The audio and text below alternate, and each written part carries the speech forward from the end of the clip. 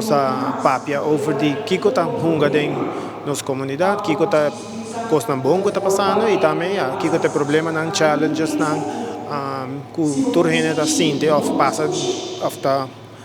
macmate em dia diário para assim nós melhor e nós por trabalhar e bem então a ideia de fundação do ETA sua função tá para seguir brincar para a comunidade por ter seu direito não para nós todos respeitar e isso não custa há problema nós por pedir ajuda onde nós por ajuda nossa lobby hopping nossa papia nossa conversa nós por reach out na governo na gente em diferentes funções que por fazer diferença político também e nós temos aliados rond e assim aí nós por pedir lograr para cambiar o sistema direita uma que falta para direita o cara nós ganha nos casos nós vai corte e nós ganha nos casos para matrimônio de mesmo sexo nós aí sai fora de hooggraad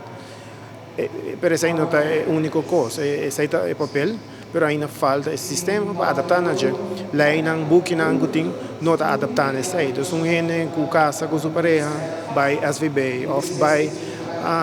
Dimas ou anywhere ainda está havendo struggle para sobre dentro do book dentro da lei não agora adaptar e nós temos que chegar no momento que o governo tem que direitos aqui não para isso não não logra bem a noite nós também seguir assim mais tipo na de evento na assim aqui nós também junto mais casual possível nós papia nós conversar e assim nós começar